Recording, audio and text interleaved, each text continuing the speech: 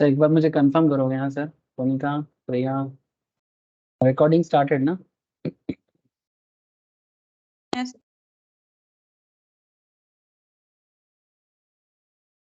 Okay sir, good evening again to all of you.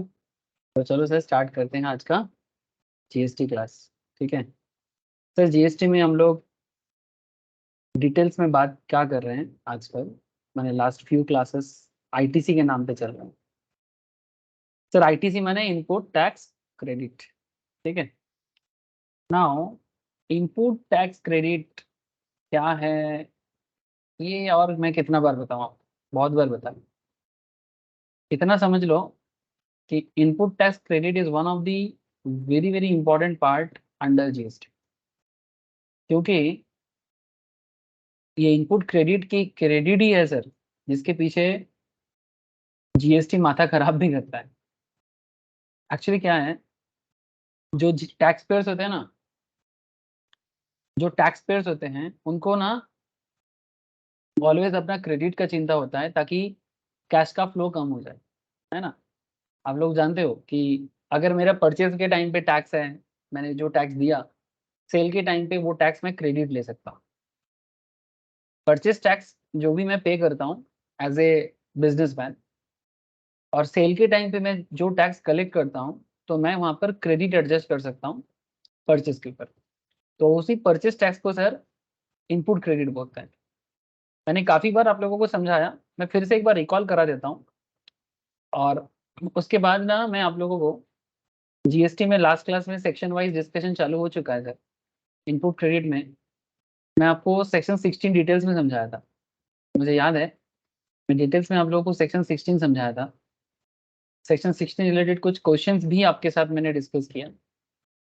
Section 16 related sections उसके अंदर और भी काफ़ी चीज़ें था, मैं वो भी डिस्कस किया। अगर बाई चांस किसी का सेक्शन 16 रिलेटेड डिस्कशन का क्लास मिस है, तो मेरे से लिंक कलेक्ट कर सकते हो, या फिर अगर आप सब्सक्रिप्शन है आपका यूट्यूब का, वहाँ भी मोस्ट प्रोबेबली अवेलेबल हो जाएगा। अगर नहीं मिला तो मेरे को बोलो, मैं आपको शेयर कर दूंगा। जिन लोगों का लास्ट क्लास अच्छे से हुआ था वो भी कर ले, और जिनका हो चुका है, अगर याद नहीं आ रहा है तो क्या करना चाहिए सर? सर अगर याद नहीं आ रहा है तो रिवाइज कर लेना चाहिए, क्योंकि रूल्स हैं।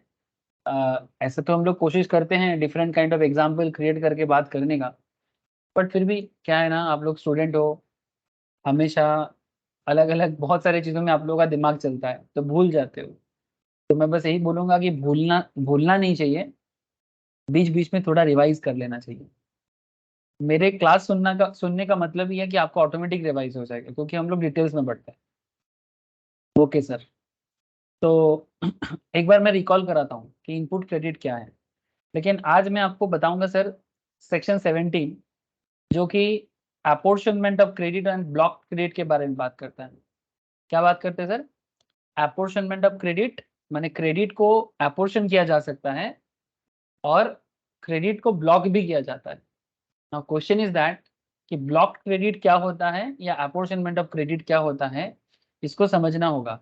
और ये डिस्कशन सर सेक्शन 17 में किया गया है जीएसटी लॉ के अंदर। डोंट वरी, मैं धीरे धीरे समझाऊंगा, जल्दबाजी करके फायदा नहीं है। अच्छा,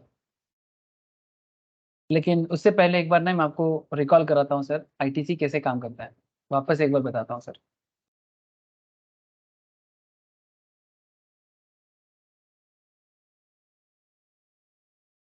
ये नोट्स भी मैंने शेयर कर दूंगा आप लोगों को, ठीक है, कि व्हाट इज, ये शॉर्ट नोट्स है जीएसटी का। आईटीसी का पूरा समरी नोट्स आपको मिल जाएगा, मैं शेयर कर दूंगा आप लोगों को जल्दी में ना। अगर आपको आईटीसी याद करना है, स्टडी मैट से ज़्यादा बेहतर होगा स्टडी नोट से, या आप फटाफट कर सकते हो, तो समरी नोट्स है, शॉर्ट नोट्स है। तो मैं आप लोगों के लिए नोट्स रेडी कर रहा हूँ, मैं वापस शेयर करूंगा सर। मैं हमेशा कोशिश करता रहता हूँ कि कितना ईजीएस्ट वे में आपको मैं सिखा सकूँ, तो ट्राई तो मैं हमेशा करूंगा। तो GST taxation structure allow business across India to claim input credit for the tax they paid while purchasing capital goods for their company. ठीक है, तो जब भी हम लोग बिजनेस के लिए कोई भी चीज़ परचेज करते हैं, स्पेशली गुड्स परचेज करते हैं, कैपिटल हो या नॉर्मल गुड्स हो, उसके ऊपर जो भी टैक्स हम लोग पे करके आते हैं ना, जो भी टैक्स पे करके आते हैं उसका हम लोग बाद में क्लेम कर सकते हैं। तो हाउ डज इट वर्क? जैसे at each stage of supply chain, ये सप्लाई चेन है ना, माने जैसे क्या होता है ना, एक मानो मैन्युफैक्चरर है, फिर मैन्युफैक्चरर से होलसेलर के पास गया, फिर होलसेलर से रिटेलर के पास गया, फिर रिटेलर से कस्टमर के पास, एंड कंज्यूमर, ठीक है। तो this is what, this is nothing more than the supply chain, ये सप्लाई चेन है। एक मैन्युफैक्चरर, फिर होलसेलर, फिर रिटेलर, फिर कस्टमर। तो each stage of supply chain the buyer gets credit, जो बायर होता है उसी को क्रेडिट मिलता है, जो इनपुट टैक्स मैंने परचेज टैक्स वो पे करके आता है, and they can use it to offset the GST that needs to be paid to the centre and state government. Very simple है ना, उसको ऑफसेट कर सकता है। To understand this concept better, let's take an example. ऐसे आप लोगों को पता है, मैं जस्ट एक एग्जांपल ले रहा हूँ। से फॉर एग्जांपल, यहाँ पर एक एग्जांपल है एमएम किचन नाइफ्स बोल के, MM kitchen knife which sells custom made kitchen knives, ठीक है। ये कस्टम मेड किचन नाइफ्स बेचता है। आजकल किचन नाइफ्स बहुत पॉपुलर हो गया सर, किचन में कितना सोफिस्टिकेटेड नाइफ्स आ गया। तो दे purchase steel and plastic worth ₹2000 from a vendor. तो नाइफ बनाने के लिए क्या चाहिए सर? छुरी रे बाबा, छुरी, ठीक है। छुरी बोलो या छोरा, ठीक है, दोनों बोलते हैं, हिंदी में दोनों बोलते हैं। छोरा दे दो, चाकू दे दो, ठीक है, चाकू, छोरा, छुरी, व्हाटएवर जो समझ आप यार। तो आपको स्टील परचेस करना है, प्लास्टिक परचेस करना है 2000 का वेंडर से at a GST rate of 12.5%। तो जब आप 2000 टका का प्लास्टिक एंड स्टील परचेज किया छुरी या चाकू बनाने के लिए, तो आपने 2000 पे 12.5% का जीएसटी दिया। तो 2000 पे 12.5% कितना होता है? चेक करके देख सकते हो आप लोग। 2000 का 12.5%, 250। तो एकदम कैलकुलेशन ठीक है सर। तो सर जब 2000 का प्रोडक्ट परचेज किया, मैंने रॉ मटेरियल परचेज किया एमएम नाइफ्स ने, तो उसने 250 का जीएसटी पे कर दिया। एकदम बेसिक चीज है। The company now sells the manufactured knife, जो उसने मैन्युफैक्चर किया वो 4000 में सेल कर रहा है टोटल। प्लस जब वो बाहर से जीएसटी कलेक्ट कर रहा है, that is called output tax, है ना। तो 4000 का प्रोडक्ट बेचेगा और बदले में 4000 का प्रोडक्ट बेचेगा और बदले में 12.5% 500 टका का जीएसटी कलेक्ट करना है, ठीक है।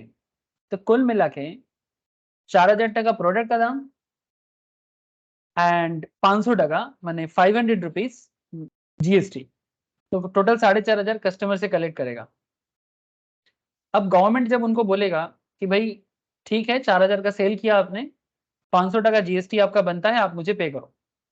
The tax that MM kitchen knifes ओज टू द गवर्नमेंट, अब गवर्नमेंट को पे करना है, ऑब्लिगेशंस हो गया किसका? एमएम किचन का। तो गवर्नमेंट बोल रहे कि 500 दो, बट वो कहता है नहीं नहीं नहीं, मैं आपको 500 नहीं दे सकता, मेरा आउटपुट टैक्स 500 है, but I already have credit and I just want to offset those credit with my current obligation. तो 500 मेरा करंट ऑब्लिगेशन है, पर 250 मेरे पास क्रेडिट है, आईटीसी। इसी को लेके मारा मारी। अभी सरकार को आप 250 ही पे करोगे। ये पहले भी बोला था, फिर से बोला। याद आ गया सर? समझ में आ गया? बोलो ব্যাপারটা বোঝা গেছে সবাইকে? আগেও বলেছি, আবার বললাম। হ্যাঁ স্যার, কি সবাই বুঝতে পারছে কি পারছে না? Yes, sir. Okay sir, now the interesting fact is that अब मार्केट में तो आईटीसी इसी तरह से मेनली काम करता है। अब मैं आपको ना ये समरी रूल्स रेगुलेशन सारा प्रोवाइड करूंगा, ये आपको बड़ा काम आएगा सर, ठीक है। जल्दी जल्दी रिवाइज करने में बड़ा काम। मैं प्रैक्टिकली भी ना आप एक प्रोग्राम स्टार्ट करूंगा, ये एग्जाम के साथ कनेक्शन नहीं होगा उसका, बट प्रैक्टिकली जीएसटी फाइलिंग कैसे करना है सॉफ्टवेयर के थ्रू से, उसके ऊपर भी ना एक कोर्स मैं बहुत जल्दी स्टार्ट करने वाला हूँ। मैं आप लोगों को जरूर रिकमेंड करूंगा कि आप लोग वो कोर्स जरूर करें, ठीक है। अभी नहीं, मे बी 1 मंथ और 2 मंथ्स लेटर स्टार्ट में नेक्स्ट ईयर से स्टार्ट करूंगा सर। तो रिकमेंडेशन रहेगा सर कि आप लोग कर सकते हो, क्योंकि इसमें मैं कंप्लीट कोर्स स्टार्ट करूंगा कि जिसमें अकाउंट्स प्रैक्टिकली कैसे करना है, how to maintain accounts through software as well as GST filing, ठीक है, जो बहुत ही मैंने शाउट आफ्टर है, बहुत जरूरी चीज है। तो एज ए सीए में प्रैक्टिकल नॉलेज भी बहुत जरूरी है और सॉफ्टवेयर का भी बड़ा डिमांड है आजकल। तो you just need to know software, जैसे लोग टैली वगैरह सीखता है, तो टैली से भी बेहतर है कुछ मॉडर्न सॉफ्टवेयर है, क्लाउड बेस्ड सॉफ्टवेयर है, मैं उसी के बेसिस में आप लोगों को बाद में रिकमेंड करूंगा। अगर आप लोग सीखना चाहोगे ना अकाउंटिंग एज वेल एज, और उसका सर्टिफिकेशन भी आप लोग ले सकते हो, तो मैं आपको बताऊंगा। ठीक है, अभी जस्ट मैं बोला आपको। ठीक है सर, मैं फिर बोलूंगा जब मैं डिटेल्स में स्टार्ट करूंगा, मैं फिर बोलूंगा। लेकिन अभी जो नॉलेज मिल रहा है ना, उसको अच्छे से ले लो, क्योंकि ये जो डिटेल्स नॉलेज है वो आपको नॉर्मल सॉफ्टवेयर सीख के नहीं मिलेगा। सॉफ्टवेयर तो जस्ट एक एप्लीकेशन एरिया है, चाहे आप मार्केट से सीखो या इधर उधर जाके कहीं से भी सीखो, इंस्टीट्यूट भी कराते हैं पर उतना फोकस नहीं करते। तो नॉलेज आपको पूरा डिटेल्स में चाहिए। ठीक है सर, आपने बोल दिया, हम लोगों ने सुन लिया। Okay sir, thank you sir. अच्छा, फिलहाल हम लोग सेक्शन 17 को थोड़ा सा समझेंगे, क्योंकि सर हम लोग सिर्फ रिटर्न फाइल करके तो रहने वाले नहीं है ना सर, हम लोग एक्सपर्ट बनेंगे। तो फिर एक्सपर्ट होने के लिए आपको ज़्यादा मेहनत करना पड़ता है। जो एक नॉर्मल बीकॉम वाले स्टूडेंट कर सकते हैं, उनका क्या है, वो उनको एक सॉफ्टवेयर सिखा दो, वो अपने आप को बना सकता है, सैलरी लेवल भी कम होता है। लेकिन अगर आपको चार्टर्ड बनना है, कॉस्ट अकाउंट बनना है, सैलरी लेवल हाई करना है, तो थोड़ा मेहनत तो करना पड़ेगा ना सर, थोड़ा मेहनत बने यही सब जानना पड़ेगा। सेक्शन 17 जो है आपको क्रेडिट अपोर्शन करने के लिए और क्रेडिट को ब्लॉक करने के बारे में बताते हैं। अब ये कैसे ये चीज को समझना है, मैं आपको समझाता हूँ, कुछ एग्जाम्पल भी दूंगा और प्रोविजंस को एनालिसिस भी करूंगा। तो से फॉर एग्जाम्पल मैं बताता हूँ आपको क्या होता है। मानो कि आप एक रजिस्टर्ड पर्सन हो, रजिस्टर्ड पर्सन माने एक GST registered person is in the business of manufacturing shoes and he gave 50 pairs of shoes to his friend free of cost। ए एक रजिस्टर्ड पर्सन जो कि शू मैन्युफैक्चर करता है, उसके पास 50 पेयर शूज हैं और वो अपने फ्रेंड को फ्री ऑफ कॉस्ट में दे दिया वो जूता। Now point is that sir ITC on imports and import service attributable to such 50 pair of shoes being used for non-business purpose will not be available। Sir बात समझे, क्योंकि ITC जब मैं आपको स्टार्ट किया था उस टाइम पे बार बार एक चीज आप लोगों को बोला गया था कि कॉन्सिडरेशन होना चाहिए, फर्दरेंस ऑफ बिजनेस होना चाहिए। तो अगर आप अपने फ्रेंड को फ्री ऑफ कॉस्ट पे 50 पेयर जूता दे रहे हो और इस पर्टिकुलर पेयर को जब आपने परचेज किया था मार्केट से, तब आपने मानो उसमें जीएसटी देके ही लाया था, है ना। तो क्वेश्चन इज दैट, ठीक है आपने जीएसटी देके लाया, बहुत अच्छा है, तो सेल भी जीएसटी देके करो ना। लेकिन आप तो यहाँ पर फ्रेंड को फ्री ऑफ कॉस्ट में दे रहे हो। सर आप अपने फ्रेंड को फ्री ऑफ कॉस्ट में दे ही सकते हो, उसमें सरकार को कोई प्रॉब्लम नहीं है। Government don't want to interfere or don't want to intervene anything about your decision. Okay, माने गवर्नमेंट कभी भी नहीं चाहेगा कि आप अपने दोस्त को फ्री में दो ना दो, उससे गवर्नमेंट का क्या लेना देना। लेकिन गवर्नमेंट का प्रॉब्लम यहाँ पर है कि भाई अगर आपने परचेज के टाइम पे टैक्स दिया, सेल के टाइम पे टैक्स कलेक्ट नहीं कर रहे हो, और क्योंकि आप यहाँ पर फ्री ऑफ कॉस्ट कर रहे हो, कंसिडरेशन नहीं दे रहे हो, तो इस पर्टिकुलर 50 पेयर जूता में जो जीएसटी होता था उसका आईटीसी भी अभी मत मांगो। इसीलिए कहते हैं कि sir ITC on inputs and input service attributable to such 50 pair of shoes being used for non business purpose will not be available।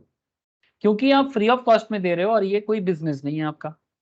सो जब आप बिना बिजनेस पर्पस में कोई चीज किसी को सेंट बने बेसिकली शेयर ये देते हो, सप्लाई करते हो, तो गवर्नमेंट कहता है कि भाई हम आपको इसमें आईटीसी अवेलेबल होने नहीं देंगे। इसी को कहते हैं सर ब्लॉक्ड क्रेडिट या फिर अपोर्शनमेंट ऑफ क्रेडिट। मैंने क्रेडिट ब्लॉक कर दिया ना आपका, ব্যাপারটা বুঝতে পারলি। যে 50টা জুতো আমরা ফ্রি অফ কস্টে শেয়ার করছি, মানে সেল করছি, বা সরি ফ্রি অফ কস্টে সাপ্লাই করছি, गवर्नमेंट बोलছে फ्री ऑफ कॉस्ट है করছো तो बिजनेस कोথায়, है ना, गिफ्ट हो रहा है ना एक तरह से। तो ये आपको ब्लॉक कर दे रहा है, दिस इज द पॉइंट। এই বুঝতে পারা গেল ব্যাপারটা? थोड़ा हाँ ना से मुझे भी थोड़ा मोटिवेशन दीजिएगा सर, क्योंकि आप लोगों का हाँ या ना जो भी हो उससे मुझे भी मोटिवेशन मिलता है। Okay sir, okay. तो चलो मैं इसी चीज को थोड़ा सा एलाबोरेट करता हूँ। Section 17 requires apportionment and concomitant restriction, ठीक है, apportionment and concomitant restriction of ITC in two situations as also blocking on ITC on specified inward supplies। कुछ सप्लाई पे ITC ब्लॉक भी कर देता है और किसी किसी चीज में अपॉर्शनमेंट करता है, माने इसमें मिलेगा उसमें नहीं मिलेगा ऐसा। अपॉर्शन माने क्या, माने प्रोपोर्शनेटली ऐसे बोलते हैं ना, तो यहाँ देना है वहां नहीं देना है, इस तरह। The fundamental principle of credit scheme under the भैट, माने भैट माने जीएसटी का दादाजी, ठीक है, यानी जीएसटी से पहले क्या था, भैट हुआ करता था। जीएसटी आने से पहले इन आवर कंट्री भैट चलता था सर। तो भैट के टाइम का बात कर रहे हैं। द फंडामेंटल प्रिंसिपल क्या होता था जब भैट हुआ करता था, the fundamental principle of credit scheme under value added tax is that tax paid on inputs, माने जब आप कोई चीज परचेस करते हो जो आप टैक्स पे कर रहे हो, या फिर input service and capital goods can be availed as credit only when the output is taxable। माने जब आप इनपुट में टैक्स दे रहे हो उसका क्रेडिट आपको तभी अवेलेबल हो सकता है जब उसका आउटपुट भी टैक्सेबल हो। जैसे अभी कुछ देर पहले मैं आप लोगों को एक एग्जांपल दे रहा था एमएम किचन का। एमएम किचन चाकू बनाता है, छुरी चाकू बनाता है, नाइफ्स, ओके। तो एमएम किचन नाइफ्स बनाता है और इसके लिए ये 2000 टका का रॉ मटेरियल परचेस करता है, जिसमें 12.5% का जीएसटी देता है, जिसका वैल्यूएशन 250 का होता है जीएसटी वैल्यूएशन। और जब वो छुरी बेचता है, माने ये क्या हो गया सर, ये तो इनपुट हो गया, परचेस माने इनपुट, इनपुट टैक्स हो गया 250, तो क्रेडिट में रह गया 250। तो कहता है कि जब चाकू मुझे सेल करना है, माने आउटपुट करना है, तो जब मैं चाकू सेल कर रहा हूं, मैंने बिजनेस के लिए कर रहा हूं, आउटपुट टैक्स जिसमें मैं 4000 में बेच रहा हूं, है ना, वैल्यू एडिशन करके, क्योंकि सेल कर रहा हूं मैं, तो 4000 का वैल्यू एडिशन हुआ, इसमें 12.5% का जीएसटी रहा और मेरा जीएसटी अमाउंट 500 का है, इसमें से मैं 250 माइनस कर सकता हूं, ये आईटीसी अवेलेबल हो सकता है। तो वही बात कर रहा है कि आईटीसी आप उसी चीज का अवेलेबल कर पाओगे जिस चीज का आउटपुट टैक्स भी अवेलेबल है। अब अगर किसी चीज में आउटपुट टैक्स ही नहीं है तो फिर उसका आईटीसी आपको कैसे मिल सकता है। जैसे आप अपने फ्रेंड को फ्री में जूता दे रहे थे अपने दुकान से, ठीक है, तो जूता अगर फ्री में दोगे तो फिर जीएसटी चार्ज कैसे करोगे। मानो आपने 50 पेयर शूज मार्केट में सेल करते हैं, पॉइंट बी नोटेड सर, अगर ये रजिस्टर्ड पर्सन 50 पेयर जूता मार्केट में नॉर्मल में सेल करता तो 500 टका करके भी अगर सेल करता ना, तो भी 25,000 का सेल होता। इस पे अगर 12.5% का भी जीएसटी लगता तो वो उतना कलेक्ट कर सकता। लेकिन अगर फ्री में देगा तो दोस्त से क्या जीएसटी मांगेगा, वैल्यूएशन ही तो क्रिएट नहीं किया, वैल्यू ही तो क्रिएट नहीं किया, जीरो के ऊपर थोड़ी ना होगा। तो इसीलिए बोल रहे हैं, सिंपल बात कर रहे हैं, the fundamental principle of credit scheme under value added tax is that the tax paid on inputs or input service and capital goods, capital goods माने कोई बड़ा मशीनरी का बात कर रहा है, can be availed as credit only when the output is taxable. इसीलिए when दास दास माने क्या, इसीलिए, इसीलिए when tax is not payable on output, अगर आप आउटपुट पे टैक्स पे नहीं कर रहे हो या फिर टैक्स कलेक्ट नहीं कर रहे हो, credit can not be availed, तो आपको क्रेडिट नहीं मिलेगा। तो क्रेडिट नहीं मिलेगा माने क्रेडिट अवेल्ड नहीं होगा, माने ब्लॉक्ड हो गया। सिंपल बात है ना, कोई रॉकेट साइंस नहीं है, पेशेंसफुली समझना, कोई रॉकेट साइंस नहीं है, you just need to understand patiencefully. Similarly accordingly ITC under GST can be availed and utilized for payment of tax on output supply। GST can be availed and utilized for payment of tax of output supply. Consequently, ITC cannot be availed when tax is not payable on output supply. That is on exempt supply. मैंने exempt supply पे आपको नहीं मिलेगा. So ITC under GST can be availed and utilized for payment of tax on output supply. Consequently, ITC cannot be availed when tax is not payable on output supply. तो हम लोग normally tax कब payment नहीं करते, exam पे नहीं करते. मैंने आप लोगों को एग्जाम का पूरा चैप्टर करा के आया सर, है ना, रिसेंटली हुआ है. If by chance anyone missed the exemption class, please एक बार go through कर लो. The only exception to the above principle is zero rated supply, where ITC is available even if no tax is payable on output supply. exempt में और zero rate में difference है. ये discussion मैंने एग्जामिशन में बताया था. जीरो रेटेड माने उसमें आज गवर्नमेंट 0% लगाया है, कल जीरो रेट में 1% भी हो सकता है. आज जिसमें जीरो है कल उसमें 2%, 5%, जो भी एज पर दी गवर्नमेंट इच्छा के अनुसार वो चेंज हो सकता है. लेकिन अगर एग्जेम्प्टेड है तो उसमें आपको आईटीसी अवेलेबल नहीं होगा, पर 0% है तो उसमें आपको आईटीसी अवेलेबल होगा. जैसे एक्सपोर्ट में नॉर्मली गवर्नमेंट जीएसटी एग्जेम्प्ट कर देता है एक्सपोर्ट करने के टाइम पे, तो इसका मतलब ये नहीं कि 0% है तो फिर आप उसमें आईटीसी अवेलेबल नहीं कर सकते. You can do that. ठीक है, तो इसीलिए there is a difference exempted supply में और 0% में डिफरेंस है. और ये जीरो और एग्जेम्प्ट का डिफरेंस कहाँ पता चला सर, जब हम लोग एग्जेम्पशन अंडर जीएसटी पढ़े हैं. या आईटीसी पढ़ाने से पहले मैंने एग्जेम्पशन में ही समय दे रहा था. आशा করছি সবার মনে আছে. हाँ सर, কি কণিকা মনে আছে, প্রিয়া, নীল মনে পড়ছে কি পড়ছে না? হ্যাঁ স্যার। सर आगे का देखो, बोलता है कि if a taxable sir. Person, thank you sir, if a taxable person is making both taxable and exempt supply, ना देयर इज अ ट्विस्ट. हमेशा कहानी में ट्विस्ट हमेशा मिलता है सर. ठीक है, मूवी सिनेमा देख लो या जीएसटी कर लो सर, जबरदस्ती सिनेमा के साथ जीएसटी का कंपेयर ना करें. ओके सर, ठीक है, पर मैं जबरदस्ती नहीं कर रहा हूँ, सीरियसली ट्विस्ट है. If a taxable person is making both taxable and exempt supply, माने आप एट ए टाइम एक ही दुकान में ऐसा भी प्रोडक्ट सेल करते हो जिस प्रोडक्ट में जीएसटी लगता है कुछ प्रोडक्ट में, और कुछ प्रोडक्ट में जीएसटी नहीं लगता है. तो कहता है कि he is entitled to full credit of ITC in respect of input or input service and capital goods exclusively used for taxable supply, and no credit at all for inputs and input service and capital goods exclusively used for exempt supply.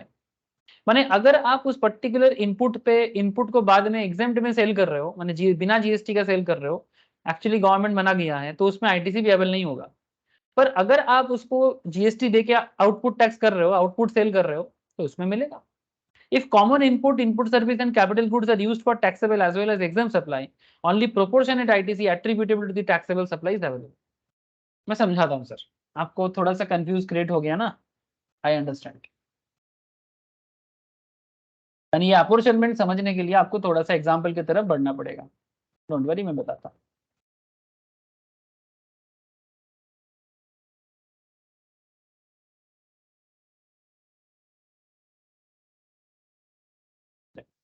अब कुछ case देखो, आपको समझ में आएगा. कहता है कि a registered person manufactures product X chargeable to 18% GST. ठीक है, product Y chargeable to nil rate of tax, and product Z which is exported without any payment of tax under bond. ठीक है, तो एक registered person जो product X manufacture करता है जिसमें 18% जीएसटी लगता है, एक प्रोडक्ट वाई जिसमें नील रेट ऑफ टैक्स है, और एक प्रोडक्ट जेड है जिसमें क्योंकि वो एक्सपोर्ट करता है इसमें विदाउट पेमेंट ऑफ टैक्स है क्योंकि गवर्नमेंट बॉन्ड के तहत.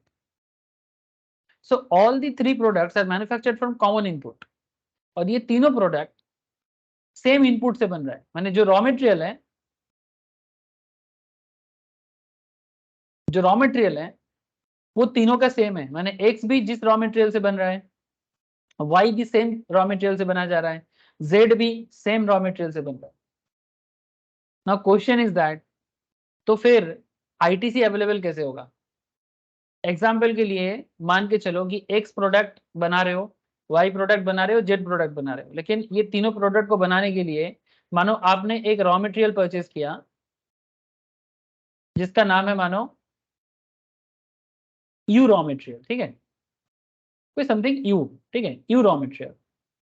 और ये यू रॉ मटेरियल ने आपने मानो एक से फॉर एग्जांपल आपने 5,000 टका का रॉ मटेरियल परचेस किया था, जिसपे आपने 18% का जीएसटी पे किया था। तो 5,000 का 18% तो पूरा यू प्रोडक्ट का जीएसटी है। माने 5,000 का 18% कितना होता है सर? मैं एग्जांपल में दे रहा हूं आपको, 5,000 इंटू 18%, 900 टका है ना सर? Very good. तो ये जो 900 रुपीज है, 900 टका, ठीक है, ये जीएसटी है। लेकिन सर पॉइंट क्या है? पॉइंट है कि रूल क्या कहता है कि जिस जिस जिस प्रोडक्ट को सेल करने के टाइम पे आउटपुट टैक्स अवेलेबल है, आप उसी के साथ एडजस्ट कर सकते हो। लेकिन ये 900 तो सर सभी के साथ इंक्लूडेड है, माने ये यू रॉ मटेरियल हर तरह के प्रोडक्ट के साथ है। एक्स जो कि एक टैक्सेबल है, वाई प्रोडक्ट जो कि नील रेटेड है, जेड जो कि एक्सपोर्टेड है, जिसमें गवर्नमेंट बॉन्ड के थ्रू से इसको जीरो करके रखा है। तो गवर्नमेंट कहता है कि ठीक है, आपका ये 900 एडजस्टमेंट होगा प्रोपोर्शनेटली, माने आप प्रोपोर्शन कर दो, आप देख लो कि किसके साथ कितना जा रहा है, ठीक है। तो अगर एक्स प्रोडक्ट का टोटल परसेंटेज में कितना इनपुट है, उसको प्रोपोर्शनेटली करो, माने 900 का से फॉर एग्जांपल अगर इक्वल परसेंटेज में है तो 900/3 कर दो, तो 300 टका आईटीसी आपको मिलेगा, जो कि आप एक्स के साथ एडजस्ट कर सकते हो। सपोज आपने एक्स प्रोडक्ट 1,000 टका का सेल किया, ठीक है, माने आपका जीएसटी पेबल हो रहा है मानो 1,000 रुपीज, इसमें से 300 टका आप एडजस्ट कर सकते हो, 300 टका का आईटीसी एडजस्ट कर सकते हो, प्रोपोर्शनेटली 900 नहीं कर सकते। बात समझ में आ रहा है सब? दिस इज कॉल्ड अपोर्शनमेंट, क्योंकि उनका रॉ मटेरियल कॉमन था, लेकिन 3 प्रोडक्ट अलग था, तीनों प्रोडक्ट आउटपुट अलग था, एक्स अलग है, वाई अलग है, जेड अलग है। एक्स में 18% जीएसटी है, वाई में नील रेटेड है, और जेड में एक्सपोर्टेड है। इसलिए यही बात बोला sir, all the 3 products are manufactured from common input and input services. ITC on input and input service attributable to product Y being an exempt supply will not be available। तो जो भी Y product के साथ है उसके ऊपर तो बिल्कुल आपको नहीं मिलेगा, बिल्कुल एडजस्टमेंट नहीं होगा। और जो एक्सपोर्टेड प्रोडक्ट है या फिर जो टैक्सेबल प्रोडक्ट है जीएसटी साथ, उसमें आप आईटीसी अवेलेबल कर सकते हो। एक्सपोर्टेड के केस में as per the situations, but X product तो बिल्कुल टैक्सेबल दिख रहा है, इसके साथ तो आप आराम से एडजस्ट कर सकते हैं। बुझते पारली कि पारली ना? हाँ सर,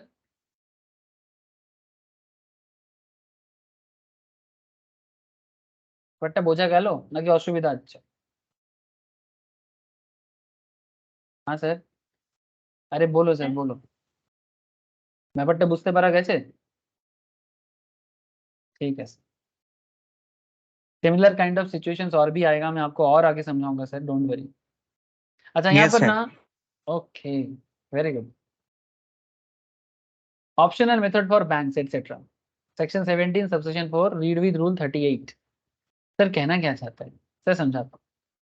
सर कहता है कि ये बैंकिंग कंपनी और a financial institution including non banking financial company, माने जो कि प्योर बैंक तो है नहीं पर बैंक की तरह काम करता है, जैसे कि बजाज फाइनेंस है ना, जैसे कि उज्जीवन नहीं उज्जीवन, बजाज फाइनेंस आ सकता है, आदित्य बिरला कैपिटल आ सकता है, रिलायंस जियो फाइनेंस आ सकता है, जियो फाइनेंशियल सर्विस, बहुत सारे हैं, NBFC एडिलविस कैपिटल, बहुत सारे, IIFL फाइनेंस, बहुत सारे हैं, नाम खत्म नहीं कर पाऊंगा मैं, मैंने बैंक से ज्यादा NBFC थे आज की डेट में इंडिया में।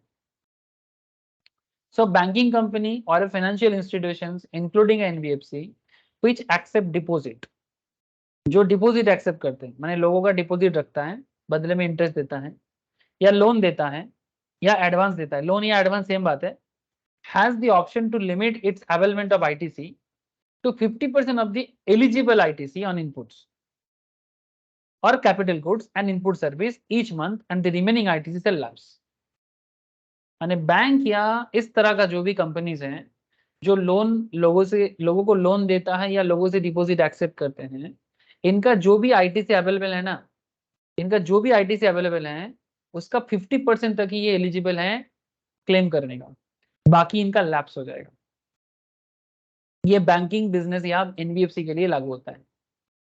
Credit of tax paid on inputs and input service that are used for non-business purpose and items mentioned under section 17 subsection 5 blocked cannot be availed। माने क्योंकि यहाँ पर 50% आपको दे रहा है तो 50% ब्लॉक किया जा रहा है। तो ये सेक्शन 17 सबसेक्शन 4 में गवर्नमेंट ने बोला कि भाई जो बैंक्स है, एनबीएफसी हैं, इनका अगर कुछ भी अवेलेबल क्रेडिट है ना 50% तक एलिजिबल होगा, बाकी 50% ब्लॉक कर दिया जाएगा। यही बात बोला, the restriction of availing 50% ITC shall not apply to the tax paid on supplies procured from another registrations within the same entity, that is 100% of credit of such tax can be availed। The option once exercised cannot be changed during the remaining part of the financial year। यानी ये actually banking business के लिए ना एक optional concept है, और अगर banking system अगर ये सिस्टम एक बार लागू कर देता है तो चेंज नहीं कर सकता बाकी फाइनेंशियल ईयर में, यानी रिमेनिंग पार्ट। यानी अगर आप 50% क्लेम करते हो और 50% ब्लॉक कर दिया जाता है, ये आपके पास एक ऑप्शनल मेथड्स हैं, क्योंकि ये ऑप्शनल मेथड देने के पीछे भी कारण है। कारण मैं आपको बाद में बताता हूँ सर, ठीक है, बट फिलहाल आपको नियम बता रहा हूँ, बाद में जब एनबीएफसी रिलेटेड क्वेश्चन सॉल्व करूंगा आपको मैं क्लैरिटी में और बता दूंगा सर। फिलहाल आप इतना समझो कि एनबीएफसी के लिए 50% का एक अवेलेबलमेंट है और 50% का ब्लॉक्ड होता है। और ये जो restriction of availing 50% ITC shall not apply to the tax paid on supplies procured from another registration within the same entity, and that is 100% credit of such tax can be availed, ठीक है, and the option once exercised cannot be changed during the remaining part of the financial year। अब आगे जब मैं NBFC related question solve करवाऊंगा आपको इसका मैं डिटेल्स और बताऊंगा। ब्लॉक क्रेडिट क्या है सर? सेक्शन 17 सबसेक्शन 5 में ब्लॉक क्रेडिट के बारे में बोला, मैंने ये बिल्कुल ब्लॉक कर देगा, आपका क्रेडिट एकदम बिल्कुल ब्लॉक करेगा। अब इसका ना काफी सारा एग्जांपल है, मैं समझाता हूँ, वीवीआईपी पॉइंट है। ITC of tax paid on almost every input and input service used for supply of taxable goods or service is allowed under GST except a small list of items provided under section 17 subsection 5। Thus, ITC on such items is not allowed even though the same may qualify as inputs, input service or capital goods and are used in the course of furtherance of business। माने business में furtherance होना बहुत जरूरी है। जैसे कि there are certain things जहां पर ना गवर्नमेंट को दिखता है कि भाई ये बिजनेस नहीं है तो मैं इसको ब्लॉक करूंगा, negative list. The negative list covers mainly items of personal consumption, inputs and input service use of which result into formations of an immovable property except plant and machinery, telecommunication towers, pipeline laid outside the factory premises। Factory के बाहर अगर कोई businessman pipeline लगा रहा है अपने business के outlet के लिए फैक्ट्री के, उसके लिए आईटीसी अवेलेबल नहीं है। And taxes paid as a result of detection of evasion of taxes, tax evasion के कारण अगर आपको एक्स्ट्रा टैक्स पे करना पड़ रहा है तो यहाँ पर भी आईटीसी अवेलेबल नहीं है। तो there are various goods and service on which credit is blocked, ठीक है, इसका डिटेल्स आपको मैं आपको पढ़ के सुनाऊंगा कि ऐसा क्या क्या प्रोडक्ट एंड सर्विस है जिसका आईटीसी ब्लॉक कर दिया जाता है। सर बहुत इंटरेस्टिंग कुछ पॉइंट्स है जिसमें बिजनेसमैन को आईटीसी ब्लॉक कर दिया जाता है, जैसे कि motor vehicle and other convenience and related service, insurance servicing and repair and maintenance, motor vehicles and other convenience and related service जिसमें insurance servicing and repair and maintenance किया जाता है। जैसे motor vehicles and convenience have been defined in CGST act, ये act के starting में ही बोला गया है। सर मोटर व्हीकल किसे कहते हैं? Vehicle running upon fixed rail, अगर कोई पर्टिकुलर व्हीकल किसी पर्टिकुलर रेल ट्रैक की तरह जैसे बनता है ना वैसा फैक्ट्री में यूज होता है, ऐसी चीजों में आईटीसी ब्लॉक है। Special purpose vehicle for being used in factory on any enclosed premises, vehicle with less than 4 wheels, जिस व्हीकल में 4 से कम व्हील्स लगा हुआ है, fitted with engine capacity of up to 25 CC, 25 CC से भी कम इंजन है। 10 रेलवेज 2 और 3 wheelers with engine capacity of up to 25 cc, bicycle etc do not fall into the definition of motor vehicle। यानी simple बात है sir, जो motor vehicle ही नहीं है, जिसको मोटर व्हीकल एक्ट के अंदर मोटर व्हीकल नहीं माना गया, अगर वो पर्टिकुलर प्रोडक्ट बिजनेस माने मोटर कार बिजनेस परचेस करता है तो उसके ऊपर बिजनेस को कोई आईटीसी अवेलेबल नहीं होगा, यही कहना चाहता है। इसीलिए vehicle running upon fixed rail, special purpose vehicle जो फैक्ट्री में यूज होता है, ओनली फॉर फैक्ट्री पर्पस, उस एनक्लोज्ड प्रेमाइसिस के अंदर, और 4 चक्का से कम का गाड़ी जिसका इंजन का कैपेसिटी 25 सीसी से कम है। आजकल 3 चक्का मेटाडोर वैन भी होता है, 3 व्हीलर मेटाडोर वैन होता है ना सर, 3 व्हीलर मेटाडोर। तो मेटाडोर वैन जो होता है वो अगर 25 सीसी से ज्यादा है तो फिर वो मोटर व्हीकल में आ जाएगा, लेकिन अगर उसका इंजन कैपेसिटी 25 सीसी से कम है तो फिर वो मोटर व्हीकल में अंदर नहीं आएगा। और अगर वो मोटर व्हीकल में नहीं आता है, अगर वो आप परचेस करते हो फॉर बिजनेस पर्पस, कर सकते हो, प्रॉब्लम नहीं है, पर अगर आप जीएसटी तो पे करोगे उसमें ना, तो जीएसटी पे भी कर लो तो फिर आईटीसी अवेलेबल नहीं है। Broadly speaking, ITC is blocked on motor vehicle, vessels and aircraft used for passenger transportation with certain exceptions. ITC motor vehicle पे ब्लॉक्ड होता है, वेसल्स माने जहाज, जो कौन सा जहाज, जो ना नदी में यूज होते हैं, रिवर में, या छोटा छोटा समुद्र में भी यूज होते हैं, specially for transportation purpose and goods carriage purpose local level में। तो vehicle, vessels, aircraft used for passenger transportation with certain exceptions. Further, ITC is also blocked on certain service relating to motor vehicle, vessels and aircraft, namely insurance, servicing and repair and maintenance. माने अगर आप motor vehicle के insurance करा रहे हो उसमें GST दे रहे हो, सर्विसिंग करा रहे हो उसमें जीएसटी दे रहे हो, रिपेयर मेंटेनेंस कर रहे हो उसमें जीएसटी दे रहे हो, तो ये सब ब्लॉक्ड है। The basic principle here is that motor vehicle, aircraft and vessels on which ITC is blocked, the ITC on service of insurance, servicing and repair and maintenance pertaining to such motor vehicle, vessels and aircraft is also blocked. यानी जिस aircraft का, जिस vessels का ITC blocked है, उसके insurance में भी अगर जीएसटी है, उसके रिपेयर मेंटेनेंस में भी जीएसटी है, तो वो भी ऑटोमेटिकली ब्लॉक्ड है। अब इसका एक डिटेल्स है कि ऐसा कौन सा मोटर व्हीकल में आपका ब्लॉक्ड है क्रेडिट, आईटीसी क्रेडिट नहीं मिलेगा, ऐसा कौन सा वेसल्स है जहां पर आईटीसी क्रेडिट अवेलेबल नहीं है, ऐसा कौन सा एयरक्राफ्ट है जिसमें आपको आईटीसी क्रेडिट अवेलेबल नहीं है। मैं आपको पढ़ के सुनाऊंगा, याद रखने के पड़ेगा सर, लेकिन आप मुझे इतना बताओ समझ में आ रहा है कि नहीं।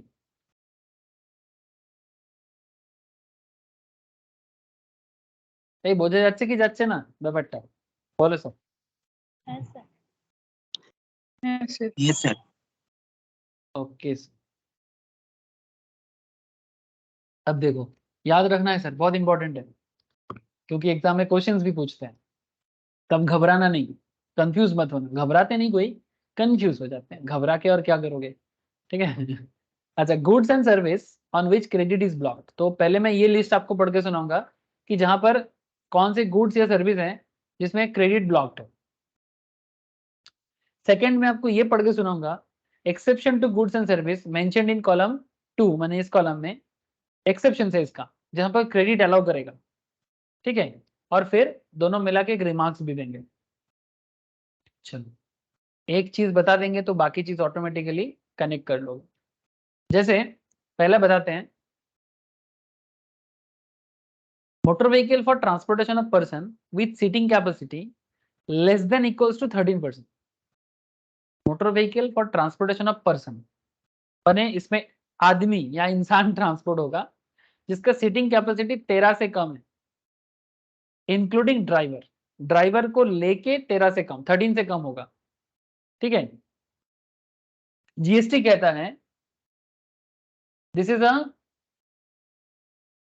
Is referred to as ineligible motor vehicle, ठीक है, इसको हम लोग इनएलिजिबल मोटर व्हीकल मानेंगे, और इसमें जीएसटी अवेलेबल माने आईटीसी अवेलेबल होने नहीं देंगे, भले ही आप परचेस के टाइम पे जीएसटी दे दियो, बट आपको आईटीसी अवेलेबल नहीं होगा।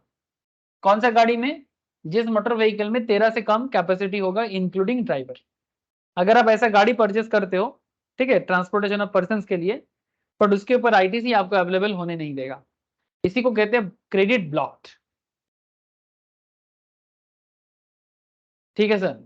अच्छा, वेसल्स एंड एयरक्राफ्ट, इसमें भी ITC blocked, vessels and aircraft इसमें आईटीसी ब्लॉक्ड है।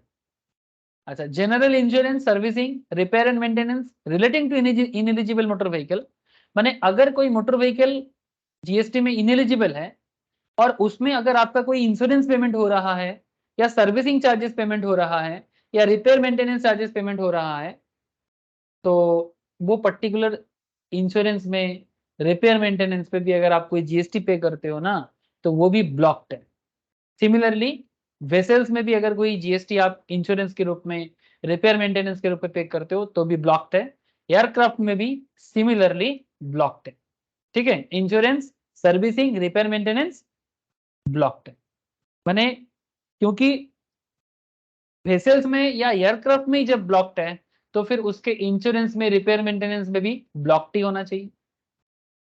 इसके अलावा leasing, renting or hiring of motor vehicle, बात को सुनना, leasing, renting or hiring of motor vehicle, vessels or aircraft on which ITC is not allowed.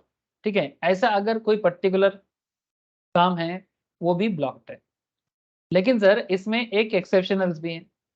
जैसे अभी मैं आपको क्या सुना रहा था कि कहां कहां ब्लॉक्ड रहता है।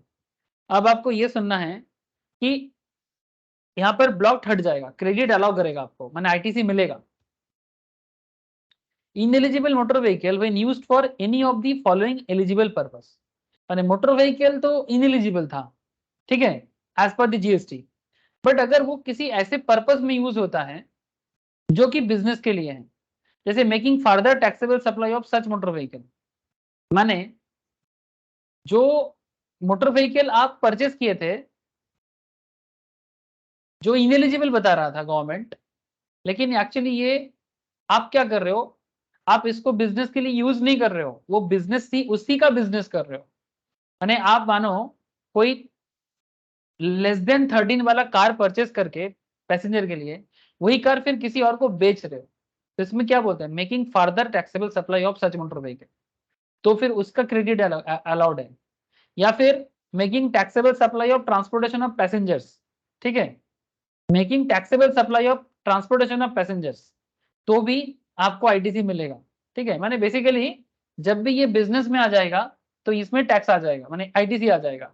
Making taxable supply of manufacturing, importing, training on driving such motor vehicle, माने गाड़ी चलाने का ट्रेनिंग सेंटर ओपन कर दिया आपने, उसमें भी आप जीएसटी कलेक्ट करते हो या जीएसटी पे करके आए थे, तो उसमें भी आपको आईटीसी अवेलेबल हो सकता है। माने कि आप क्या करते हो, ड्राइविंग स्कूल खोल लिए, तो making taxable supply of importing, training on driving such motor vehicle, माने आपने एक कार परचेस किया और उस कार को आप ड्राइविंग स्कूल में यूज कर रहे हो, तो कार परचेस करने के टाइम पे आपने जीएसटी दिया ना, अब ड्राइविंग जब सिखा रहे हो तब भी लोगों से जीएसटी ले रहे हो, अब जीएसटी लेना और देने के बीच में जो ये आईटीसी है ये अवेलेबल हो सकता है। तो यहाँ पर वही फर्दर एक्सेप्शनल पर्पस बता रहा है कि नॉर्मली ये क्रेडिट ब्लॉक्ड है, पर there may be certain situation जब वही पर्टिकुलर मोटर व्हीकल कुछ ऐसे पर्पस में यूज हो जाए जिसके लिए आईटीसी अवेलेबल हो सकता है। जैसे वेसल और एयरक्राफ्ट में आईटीसी ब्लॉक्ड है नॉर्मली, वेसल परचेस करेगा, एयरक्राफ्ट परचेस करेगा, आईटीसी ब्लॉक्ड है।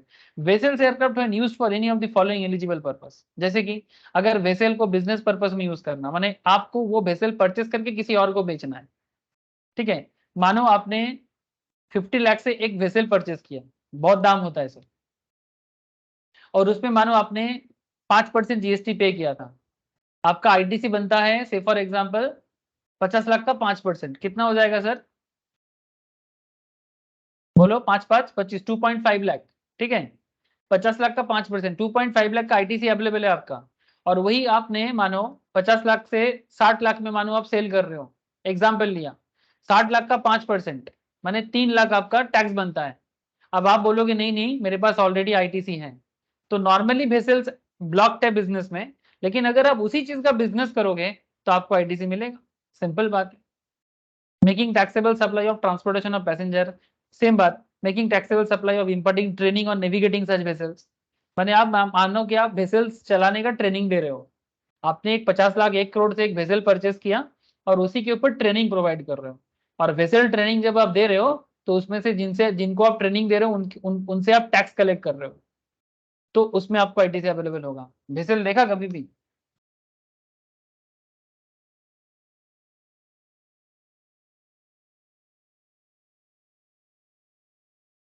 जैसे हमारे यहाँ पर सुंदरबन एरिया है ना सर, सुंदरबन एरिया में आपको बहुत सारे वेसल्स दिखेंगे। ये छोटा छोटा लॉन्च है। वेसल्स थोड़ा सा कैसा होता है जानते हो? इसे भी वेसल बोल सकते हैं, पर एक तरह का और भी चीजें होते हैं जिसमें ना सामान वगैरह भी पार होता है। ठीक है, तो मानो आपने ऐसा ही कोई वेसल परचेस किया और उस वेसल को आप ट्रेडिंग देने के लिए यूज कर रहे हो, तो भी तो उसमें अगर परचेस करने के टाइम पे आपका कोई परचेस टैक्स है ना, तो उसको ट्रेनिंग देने के टाइम पे भी आप लोगों से टैक्स ले रहे हो, तो गवर्नमेंट कहता है कि आप इस बार आपको आईटीसी अलाउ कर दिया जाएगा। बस यही छोटा छोटा चीज है कि बेजल का यूज क्या हो रहा है, उसके ऊपर डिपेंड करता है कि आपको जीएसटी का जो आईटीसी है मिलेगा कि नहीं मिलेगा। सिमिलरली अगर एयरक्राफ्ट है, मानो कि आप एयरक्राफ्ट ट्रेनिंग के लिए यूज करो, ठीक है, making taxable supply of importing training of flying such aircraft. जैसे आपको मैं बता दूं, हमारे देश में जैसे लोग पायलट बनना बहुत टफ होता है ना सर, क्योंकि बहुत महंगा होता है। क्योंकि आज अगर कोई एयरक्राफ्ट ट्रेनिंग सेंटर ओपन करता है, तो आप सोचो कि उसको कितना खर्चा करना पड़ा एयरक्राफ्ट खरीदने में, ऊपर से गवर्नमेंट जीएसटी भी लेगा, और आप उसी से लोगों को फ्लाइंग सिखाओगे कि कैसे एयरक्राफ्ट चलाते हैं। फ्लाइंग स्कूल होता है ना सर, तो वहां पर आप जो फ्लाइंग स्कूल में एयरक्राफ्ट चलाना सिखाओगे, तो ऑब्वियसली उनके ट्रेनिंग कोर्स में आप उनको जीएसटी ऐड करके उनका कोर्स फीस रखोगे। तो गवर्नमेंट कहते हैं ऐसे केसेस में आप जीएसटी अवेलेबल, आईटीसी अवेलेबल कर सकते हो।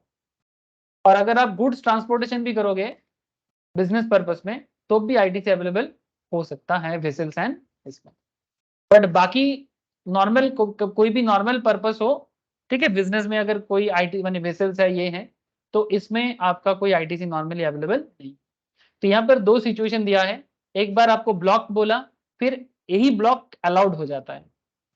ठीक है, तो फिर अल्टीमेटली क्या मतलब निकला दोनों पॉइंट से, सुनो पूरा बात सुनो, फिर मैं क्वेश्चन कराऊंगा और क्लैरिटी होगी।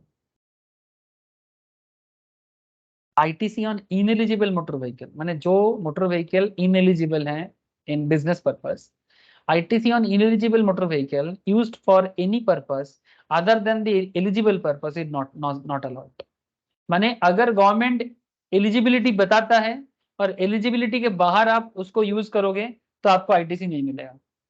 परचेस करने में मना नहीं है, there is no barrier to purchase that particular vehicle, but ITC का प्रॉब्लम है।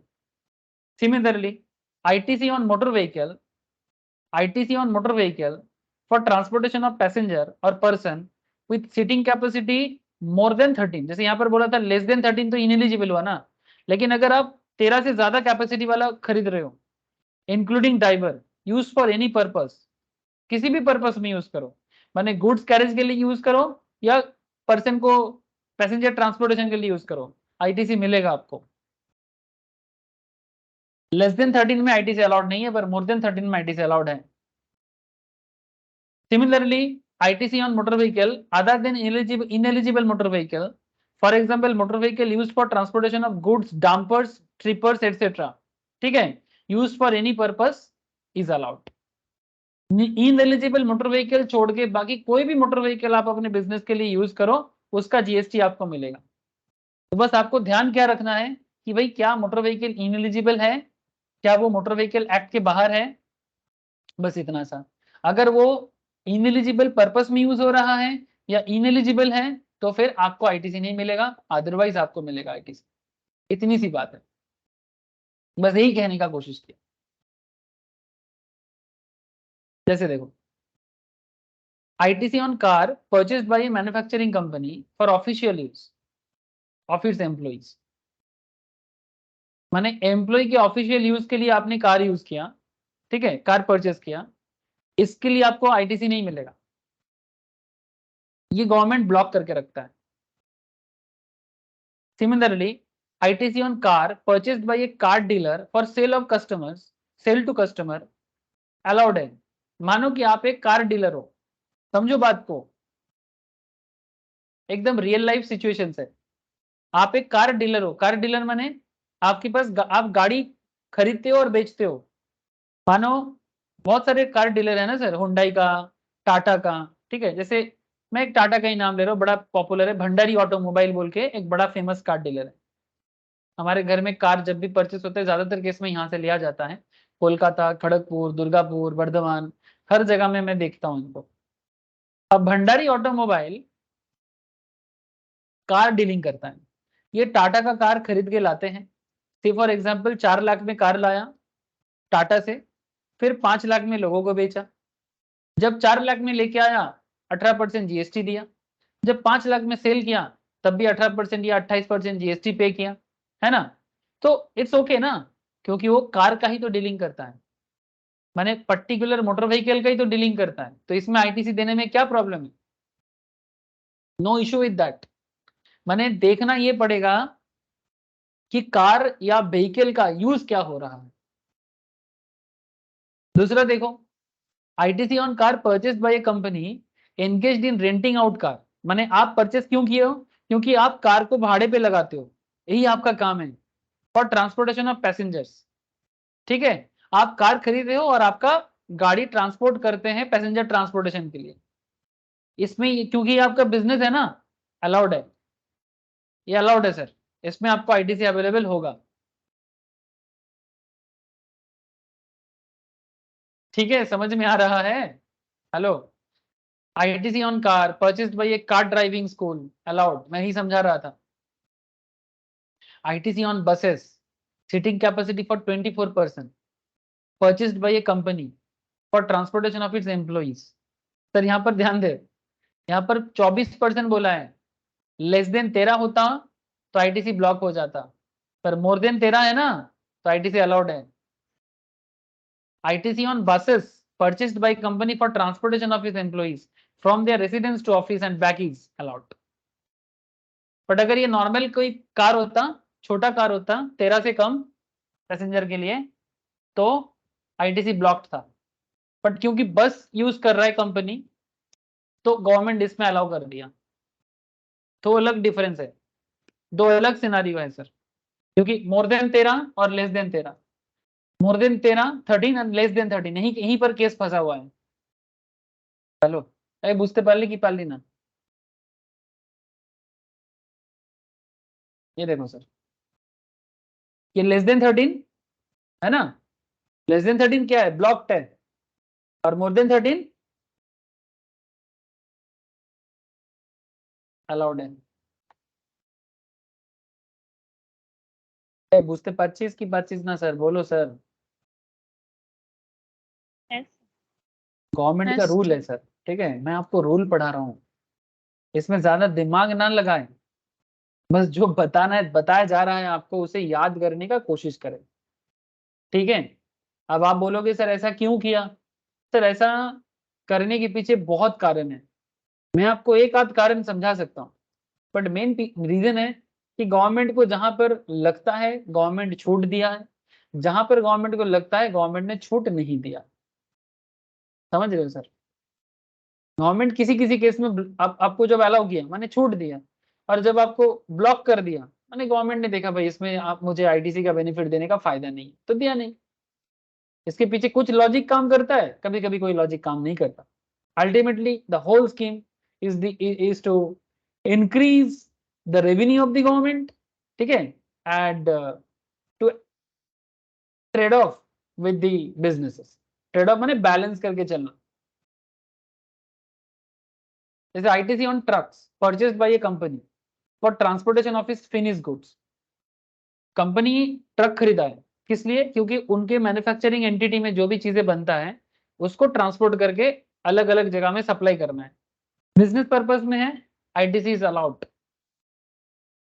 ITC on aircraft purchased by A manufacturing company for official use, एक एयरक्राफ्ट खरीदा किसने? अपने लिए। जैसे मानो अंबानी अपने बॉम्बे के घर से, मुंबई के घर से, आपको पता है अंबानी का घर के बारे में पता है?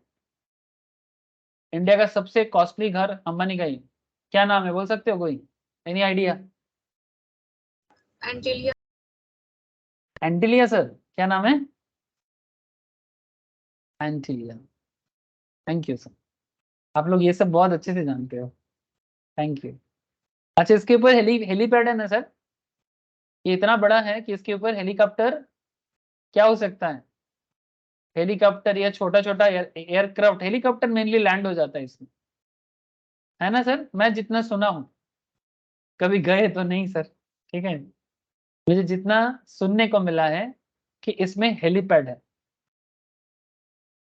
तो इसका मतलब मानो कि कोई एयरक्राफ्ट परचेज कर रहा है, जैसे मुकेश अंबानी क्या करेगा, अपने एंटीलिया से एयरक्राफ्ट करके, ये देखो ये घर के अंदर का दृश्य है, बाप रे, लुक एट सर, ये जो दिखा सर, ये देखो बाहर से ऐसा लग रहा है, अंदर से ऐसा है, ये सब घर के अंदर है। मंदिर देखो, ये देखो सर, ये देखो मैं बोला ना हेलीपैड है, ये देखो the house is 3 helipad, 3 helipad है इसके ऊपर। इसमें हेलीपैड माने हेलीकॉप्टर लॉन्च होके ऐसे नीचे आ जाएगा, समझ रहे हो सर? गजब का इंजीनियरिंग। ये कहाँ से आ गई, अंदर बर्फ बना दिया क्या, पता नहीं सर। अच्छा, गाड़ी पार्क करने का 6 फ्लोर्स है, जिसमें सिर्फ गाड़ी ही पार्क होता है। अरे बाप रे, और ये क्या है?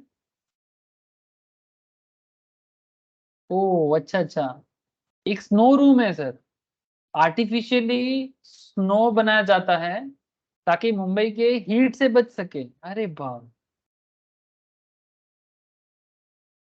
गजब है सर, मैंने ये नहीं सुना था। चलो अच्छा, अच्छा नॉलेज मिला सर आप लोगों को बताते बताते, जो भी हो, आई होप यू अंडरस्टैंड। इसमें 168 कार्स पार्क हो सकता है एंटिलिया में, 168 कार्स इसमें पार्क हो सकता है, बाप रे। जो भी हो, अच्छा लगा, बुरा लगा, जेलसी हुआ सर, कुछ भी नहीं हुआ, आई नो दैट। तो point is what sir, the point is that कि जब आप बिजनेस के लिए कुछ खर्चा करोगे तो अलाउड करेगा मैक्सिमम केस में, और जब आप पर्सनल पर्पस में करोगे तो अलाउड नहीं करेगा। जैसे यहाँ पर एक पॉइंट था, ITC on aircraft purchase bye A manufacturing company for its official use, सिर्फ ऑफिशियल पर्पस में यूज होगा, बिजनेस में ज्यादा कुछ नहीं, मैंने कोई ट्रांसपोर्टेशन पर्पस ऐसा कुछ नहीं है, ठीक है, ना कि कोई रॉ मटेरियल लेने देने में, ऐसा कुछ भी नहीं, only for official blocked. Okay, ITC on aircraft purchase by an aviation school, आपका एविएशन का स्कूल है, सिखाते हैं आप, ठीक है, मैंने कंपनी का एविएशन स्कूल है, प्रोवाइड करती है training on non flying aircraft, ठीक है, ITC on aircraft purchase bye aviation school providing training on non flying aircraft, माने वो फ्लाई नहीं कर सकता बट उसमें मशीनरी सारे हैं, ठीक है, अलाउड है। ITC on general insurance taken on a car used by employ of a manufacturing company for official purpose, blocked. ITC on maintenance and repair service availed by a company for a truck used for transporting its finished goods, allowed. ITC on general insurance service taken on cars manufactured by a car manufacturing company, allowed. Sir thin difference है, पतला पतला सा difference है, समझ में आ रहा है? बहुत इंपॉर्टेंट टॉपिक था ये, अगर ये समझ जाओगे तो बहुत काम आएगा, क्योंकि एग्जाम में ना घुमा फिरा के क्वेश्चन कर ही लेता है। मैंने आपको प्रोविजंस भी बताया और एग्जांपल्स भी करवाया, मैं आशा करता हूं कि क्लियर हुआ।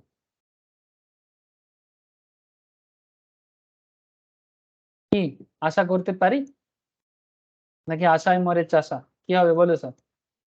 দীপায়ন, ইঙ্কি, হ্যাঁ স্যার, কণিকা, নীল, প্রিয়া, ঋষভ, সমন্বিতা, বলো স্যার, বোঝা যাচ্ছে তো? Yes, sir. Yes. जी सर, बढ़िया है सर, थैंक यू सर।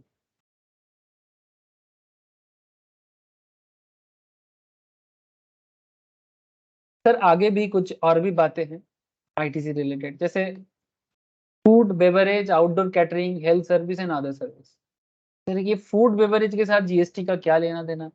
अरे सर यही तो है, रिसर्च करो, समझो, जानो, जानो तो जाने। सर मूवी का नाम थोड़ी है।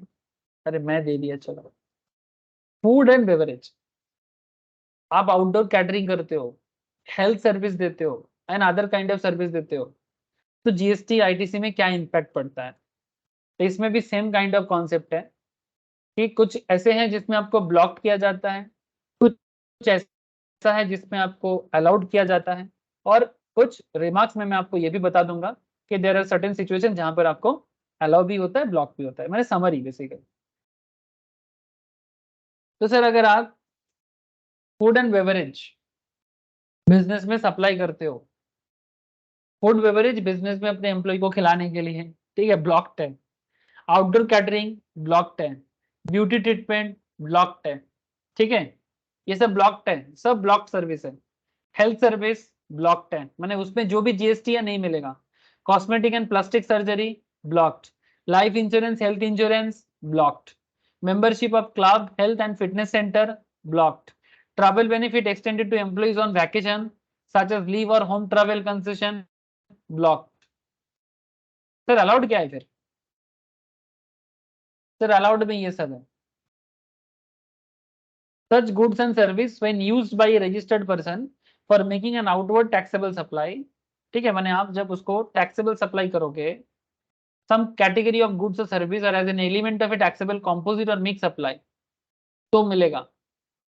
ठीक है, मैं आपको कुछ एग्जांपल कराता हूँ, आपको क्लैरिटी मिलेगा सर।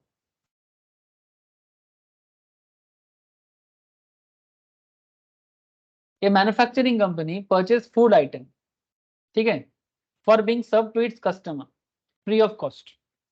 कने कंपनी ने परचेज किया फूड आइटम, लेकिन कस्टमर को फ्री ऑफ कॉस्ट में खिलाएगा। खुद जब परचेस किया जीएसटी दिया, लेकिन कस्टमर को फ्री ऑफ कॉस्ट में, आईटीसी अवेलेबल होगा? The answer is no.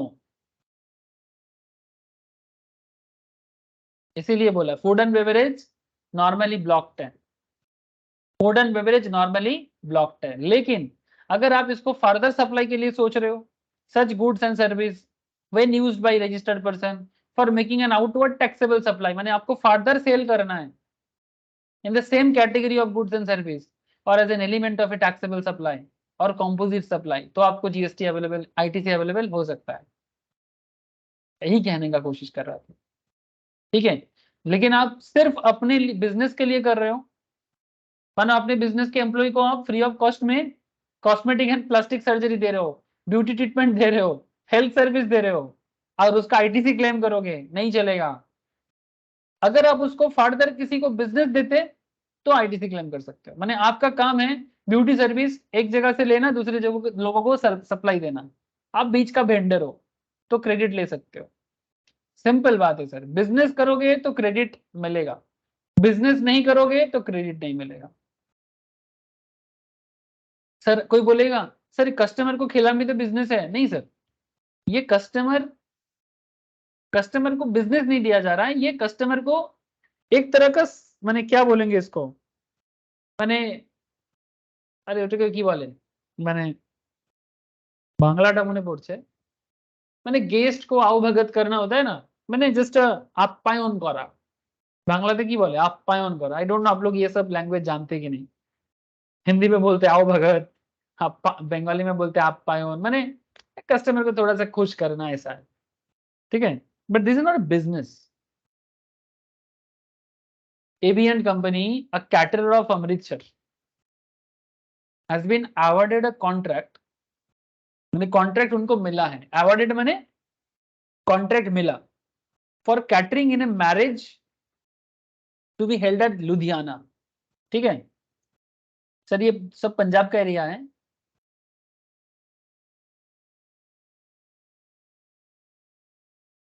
चलो मैं आपको थोड़ा पंजाब घुमा देता हूँ। जो लोग पंजाब जानते हो बहुत अच्छा, जो नहीं जानते वो थोड़ा घूम के आ जाओ। अमृतसर एकदम पाकिस्तान बॉर्डर के पास है। कहाँ चला गया? ये रहा, ये देखो, ये रहा अमृतसर, ठीक है। यहाँ पर गोल्डन टेम्पल है, तो ब्यूटीफुल गोल्डन टेम्पल। ब्यूटीफुल क्या बोले सर? स्पिरिचुअलिस्टिक। कभी अगर अमृतसर घूमने जाओगे ना तो जरूर वहां पर जाके देखिए आना सर कि किस तरह से लोग सेवा करते हैं। सेवा भाव क्या होता है ये गोल्डन टेम्पल नहीं जाने से समझ में नहीं आएगा। वहां पर मैं 2-3 बार गया सर। अगर आप वहां पर जूता भी रखने जाओगे ना, माने मंदिर में घुसने से पहले, तो जो लोग जूता कलेक्ट करता है, जूता सेंटर जो है, वो नॉर्मल लोगों का जूता ऐसे ना बॉडी में लगा लेता है। यानी इट्स लाइक कि क्या पता आप नहीं भगवान हो। इस तरह का कंपैशन, इस तरह का करुणा सिखाया जाता है। तो ब्यूटीफुल कल्चर, माने एक्चुअली ये प्रॉपर भारतीय कल्चर है। ठीक है, सेवा किस तरह से लोग पानी पी रहा है और उसका बर्तन धोया जा रहा है, नॉर्मल लोग करोड़पति के घर से जाके कर रहे हैं। आटा सुबह सुबह अच्छे अच्छे फैमिली से लोग जाके मंदिर के अंदर चले जाते हैं। वहां पर जगह है, हलवा बनाने का एक जगह है, रोटी बनाने का जगह है, लंगर लगा हुआ है। तो ये मैंने ह्यूज थिंग जो अपने आंखों से नहीं देखेगा और रियलाइज नहीं करेगा वो समझ नहीं पाएगा कि मंदिर क्या होता है। It's really beautiful. मुझे बहुत अच्छा लगता है, जब जब जाता हूँ मैं मोहित हो जाता हूँ सर। चलो सर, उससे क्या लेना देना, फिलहाल तो जीएसटी पढ़ते हैं। आप लोगों में से कोई गया है सर अमृतसर? हाँ, एनीवन? कोई नहीं गया सर? और अगर गए हो तो अमृतसर गए कि अरे गोल्डन टेम्पल विजिट किए कि नहीं?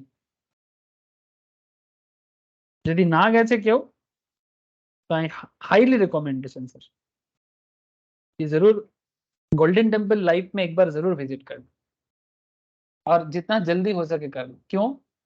क्योंकि जिंदगी में जितना जल्दी ये सब सीखोगे उतना अच्छा है। बूढ़ा होके सीखने में फायदा नहीं है। जब आप जवान हो तभी सीख जाओ तो बुढ़ापे पे काम आएगा। सर अमृतसर से लुधियाना जाना है, लेकिन इस बार क्या करने के लिए? सर इस बार हम लोग कैटरिंग सर्विस के लिए जाएंगे। Ambient company, a caterer of Amritsar, has been awarded a contract for catering in a marriage to be held at Ludhiana. The firm has given the contract for supply of snacks. Firm को क्या मिला? Snacks supply करना है शादी में, to be served in the marriage to be served in the marriage to CD and company. ठीक है, तो एवियन कंपनी को ये सर्विस मिला लुधियाना में मैरिज में कैटरिंग का। The firm has given contract for supply of snacks to be served in the marriage to CD and sons. CD and sons क्या है? जो लुधियाना का लोकल कैटरर है। ITC on such outdoor catering service availed by any company is allowed. मतलब समझे sir? कुछ नहीं समझा आप, मैंने कंफ्यूज हो गए होंगे। सर अमृतसर में कौन है? सर अमृतसर में एबी एंड कंपनी है। एबी एंड कंपनी कैटरिंग करता है। सर लुधियाना में कौन है? सर क्या कंपनी? CDN company. ठीक है, ये भी क्या करता है? कैटरिंग सर्विस है। मानो मेरे फैमिली में एक शादी है, कहां पर है? मानो लुधियाना में है। ठीक है, मैरिज फंक्शन है लुधियाना, लेकिन मैं मानो रहता हूं अमृतसर में, और मैं एबी एंड कंपनी को जाके बोला कि सर मेरे को कैटरिंग सर्विस चाहिए, वो भी लुधियाना में चाहिए, तो आप लोग जाके करोगे? तो एबी एंड कंपनी बोला हाँ मैं करूंगा। तो मानो एबी एंड कंपनी मेरे को बोला सर पूरा कैटरिंग सर्विस का 10 लाख चार्ज करेंगे। मैं बोला ठीक है, फैमिली फंक्शन है, 100-500 लोग खाएगा, 10 लाख का ठीक ठाक है सर। सो 10 लाख का मैं रेडी हो गया। तो ABN company charges 10 lakh from me. अब एबीएन कंपनी खुद नहीं जाएगा लुधियाना में, वो क्या करेगा? यही काम सीडीएन कंपनी को दे देगा, और सीडीएन कंपनी यही काम लुधियाना में मे भी 8 लाख में करेगा। तो सर बदले में एबीएन कंपनी 2 लाख रख लेगा और बाकी 8 लाख सीडीएन कंपनी का ही रहेगा। ठीक है, कॉन्ट्रैक्ट पकड़ाने का पैसा है। ठीक है, एबीएन कंपनी का। अच्छा, मेरे से एबीएन कंपनी मानो 5% जीएसटी लिया है। 10 लाख का 5%। अब जब एबीएन कंपनी अपना ये बिजनेस सेल किया ना, ये कैटरिंग बिजनेस सेल किया, सप्लाई किया वापस किसको, सीडीएन कंपनी को, तो उस टाइम पे भी जीएसटी कलेक्ट किया होगा, है ना, तो वो प्रोपोर्शनेट जीएसटी एबीएन कंपनी को मिलेगा। सिंपल बात है, क्योंकि इसमें क्या हो रहा है ना, फर्दरेंस ऑफ बिजनेस हो रहा है। तो एबीएन कंपनी जब मेरे को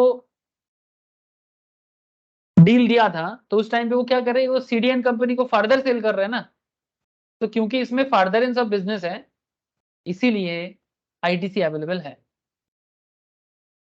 अलाउड है। हो जाएगा लो। अरे ओ सर बोलो, बोझा गया लो। Yes sir. Yes sir. ठीक है, ऐसे बिजनेस समझोगे तो समझ में आएगा।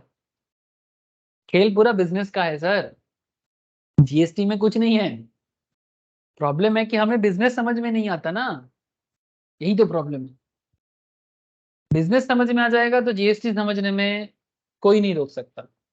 But problem is that if we can't understand the business, then how we can understand GST.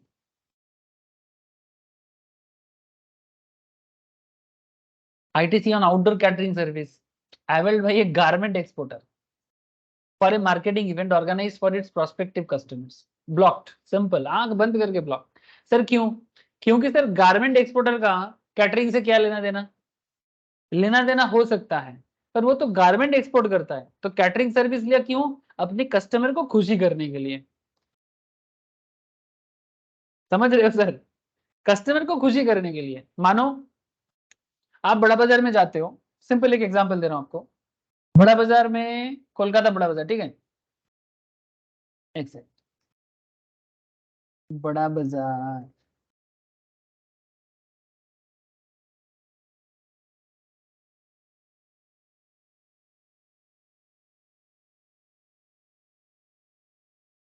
से फॉर एग्जांपल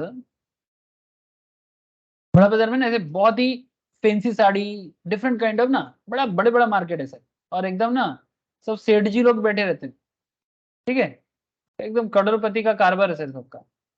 ये लोग मैन्युफैक्चरिंग यूनिट भी चलाते हैं और इनका अच्छा खासा मार्केट है। तो अगर आप मानो, मानो आपको कपड़ा का बिजनेस करना है, एग्जाम्पल, ठीक है, कर सकते हो, मैं तो बिजनेस, अगर आप लोग बिजनेस करोगे तो मुझे बड़ा अच्छा लगेगा कि सर आप इनिशिएटिव उठा रहे हैं, ठीक है, करते हो तो बहुत अच्छा। मानो आप इनके दुकान में गए हो और आप यहाँ पर ना कोई एक पीस दो पीस लेने नहीं जाते, बड़ा बाजार में लोग होलसेल प्राइस में बिजनेस करने के लिए जाते हैं, तो इनके पास वेराइटीज ऑफ कपड़ा है। आप इनके पास आप जाते हो ना, मानो आप एक साथ 20 पीस कपड़ा उठा के ले आओ, 20 पीसेस, ठीक है, और वो भी होलसेल रेट, होलसेल रेट में भी, जो यही कपड़ा मैं आपको बताता हूँ एग्जाम्पल के तौर पे, कि मानो ये कपड़ा आप नॉर्मल लोकल मार्केट में, रिटेल शॉप में may be 2000 rupees per sari बिक दोगे, ठीक है, लेकिन आपको शायद यही कपड़ा यहाँ पर 700 या 800 टका में मिल जाए, होलसेल दाम पे। अब मानो क्योंकि आप 20 पीस कपड़ा लोगे, तो इसका जो सेठ जी है ना, मतलब जो यहाँ का मालिक है, वो आपको जाके ना ऐसे बोलेगा, नॉर्मली नॉन बंगाली होते हैं, मारवाड़ीज होते हैं ज्यादातर, ठीक है, या नॉर्थ इंडियंस होते हैं, तो ऐसे बोलेगा, अरे दीदी आसेन आसेन, ठीक है, बोसेन बोसेन, ऐसे करके, माने बंगाली ही बोलेगा पर हिंदी तान में, ठीक है, तो बोलेगा, अरे दीदी आसेन बोसेन बोलेन की खावेन, चाय कॉफी, फिर उनके दुकान में कोई रहेगा, उनको बोलेगा, ए नंटू, जा दीदी के लिए चाय लेके आ, नाश्ता लेके आ, डोसा लेके आ, बिरयानी लेके आ, जो भी हो, ठीक है।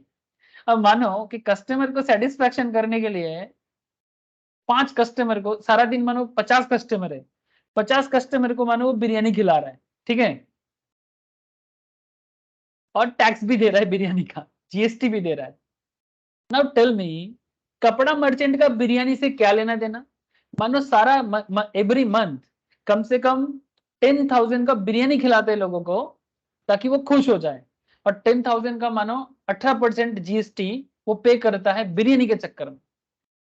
हेलो, नाउ टेल मी, तो ये जो जीएसटी वो बिरयानी के चक्कर में पे कर रहा है, वो बोलेगा मैं ये बिजनेस पर्पस में खर्चा किया, मेरे को आईटीसी क्लेम चाहिए?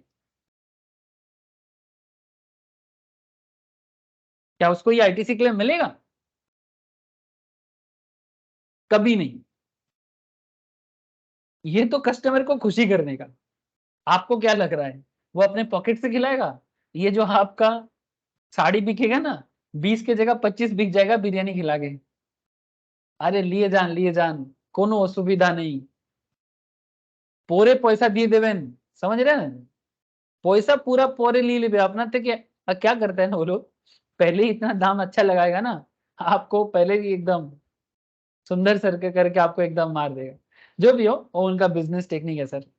मुझे बहुत अच्छा लगता है, क्योंकि टेक्निक सीरियसली सीखना चाहिए। ठीक है, लोगों का जो भी अच्छा है ना वो सीखो, अच्छा लगेगा। प्रोडक्ट बिजनेस में जरूरी है। ऐसा थोड़ी है कि कपड़ा दुकान खोल के बैठ गए, ना कस्टमर को रिझाना है ना सेल करना है। सेल्समैन बनना पड़ता है, नहीं तो कैसे सेल होगा? बड़ा बाजार में मैं आपको बताता हूँ, लड़का लोग सर, लोगों को घाघरा या फिर लहंगा होता है ना, साड़ी होता है ना, वो खुद पहना के दिखा देगा आपको, दीदी देखिए ऐसा लगेगा। माने आपके आंखों के सामने वो साड़ी पहन के एकदम लड़की बन जाएगा, दुल्हन बन जाएगा। यू कांट इमेजिन कि कैसे करके दिखता है इनका। कभी गए हो? अगर अभी तक नहीं गए तो बहुत कुछ मिस कर रहे हो सर। कभी ऐसे ही विजिट कर लेना, देख के आना सर। कभी मौका मिले किसी तरह से देख के आना। लड़का लोग दुल्हन बन जाते हैं कपड़ा बेचने के लिए। सर आपको कैसे पता? ओहो सर, ये मत पूछो मुझे। जिंदगी सबको बहुत कुछ सिखाता है ना, एक्सपीरियंस के थ्रू से। मैं भी किसी तरह से एक्सपीरियंस हुआ सर। ओके सर, तो आई होप यू अंडरस्टैंड कि जो आपका मेन बिजनेस नहीं है, उस रिगार्डिंग अगर बात ना हो तो आपको आईटीसी नहीं मिलेगा। इसीलिए गारमेंट कस्ट एक्सपोर्टर जब कैटरिंग सर्विस कर रहा है, ले रहा है और उसमें जीएसटी पे कर रहा है, वो ब्लॉक्ड होना चाहिए। उसमें अलाउड कैसे कर सकता है government? Outdoor catering service availed by a company to run a free canteen, ये मिलेगा सर। मानो आपका बड़ा फैक्ट्री है और आपका फैक्ट्री 1948 फैक्ट्रीज एक्ट के अंदर है, और आप अपने फैक्ट्री में लेबर के खाने के लिए आउटडोर कैटरिंग सर्विस को लगा के रखे हो, कैंटीन सर्विस के लिए, और उसमें आप जीएसटी पे भी करते हो। ऐसे केसेस में आपको आउटडोर कैटरिंग के लिए जीएसटी अलाउ करेगा। क्यों? क्योंकि सर आप यहाँ पर फ्री में कैंटीन सर्विस दे रहे हो फॉर रनिंग दी फैक्ट्री, और आपका फैक्ट्री 1948 फैक्ट्रीज एक्ट के अंदर है, और आप इसमें कैंटीन सर्विस दे रहे हो अपने एम्प्लॉइज के लिए फ्री ऑफ कॉस्ट में। और अगर कोई भी आउटपुट टैक्स है ना आपका, इनपुट टैक्स, आपको क्रेडिट अलाउड है। The managing director of a company has taken membership of a club, the fees for which is paid by the company। माने आप जिस कंपनी में हो उसका एमडी जो है ना, वो क्लब में मेंबरशिप लेके रखा है। होता है ना बड़े बड़े क्लब में, जैसे क्लब महिंद्रा बहुत बड़ा क्लब है सर, इसका मेंबरशिप ही हो जाएगा 5-10 लाख का, और भी ज्यादा। जैसे एक हमारे कोलकाता में ईएम बाईपास में एक है, स्प्रिंग क्लब बोल के, इसका भी मेंबरशिप चार्जेस 1 लाख 2 लाख के आसपास हो जाता है, इतना हाई फाई मेंबरशिप है। तो managing director of A company has taken membership of A club, और ये जो क्लब का मेंबरशिप फीस है अपनी ही कंपनी के एम्प्लॉय का, वो कंपनी पे करता है। तो उसमें जीएसटी है, और कंपनी बोलेगा कि this is for my business purpose. No no no no no no, may be this is for your business purpose but you can't get ITC here, blocked. The company avails service of a travel agency for organizing a free vacation for its top performing employee. The ITC on such service is also blocked. मैंने आप अपने employ को vacation में भेजोगे, उसमें आपने GST pay किया, it's okay, no issue with that, but ITC नहीं मिलेगा, क्लेम नहीं कर पाओगे। मैंने किसी भी चीज को आईटीसी में डाल देंगे, मजा आ गया। जब आप लोग धीरे धीरे मार्केट में काम करना चालू करोगे ना सर, जीएसटी रिलेटेड मैटर में, तो ये सब कंपनी का काम जब करोगे ना, तो आपको ये सब हैंडल करना होगा। तो क्या है ना, कई बार लोग गलत तरीके से जीएसटी मेंटेन कर देता है, और एक बार आप गलत तरीके से मेंटेन कर दोगे ना, तो केस बन जाता है। तो केस जब बनेगा तब आपको जाके छुड़ाना पड़ेगा, भाई इसमें जीएसटी क्यों क्लेम किया, ये तो आईटीसी में नहीं है, बहुत झमेला होता है। इसलिए बहुत सोच बूझ के साथ काम करना पड़ता है विथ प्रॉपर साउंड नॉलेज।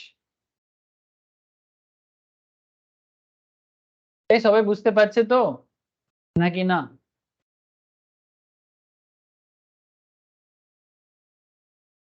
হ্যাঁ স্যার। ঠিক আছে, তো কিসে আইটিসি পাবো আর কিসে আইটিসি পাবো না এর পুরো লিস্ট আমি এখানে পড়ে শোনাচ্ছি। एक काम करोगे सर आप लोग, मैं ना आप लोगों को ये कंप्लीट नोट एक बार शेयर कर देता हूँ, अगर अभी तक आप लोगों को मैं शेयर नहीं किया, आप लोग ना प्लीज एक बार गो थ्रू करके रखो। आईटीसी का जो भी पॉइंट्स है, each and every point must go through sir. और काली पूजा के बाद, यानी काली पूजा भाईफोटा के बाद आईटीसी के ऊपर एक टेस्ट दे दो सर ऑफलाइन में, ठीक है? जीएसटी आईटीसी के ऊपर एक टेस्ट दे दो तो पूरा रेडी हो जाएगा। कलेक्ट कर लो short notes, summary notes, details notes, question answer सब मेरे से कलेक्ट कर लो, रेडी कर लो, एंड काली पूजा भाईफोटा के बाद टेस्ट दे दो सर। बहुत अच्छा रहेगा, एग्जाम प्रिपरेशन हो जाएगा। ठीक है, ओके सर, आज इतना ही है, थैंक यू फिर, बाय सर, गुड नाइट।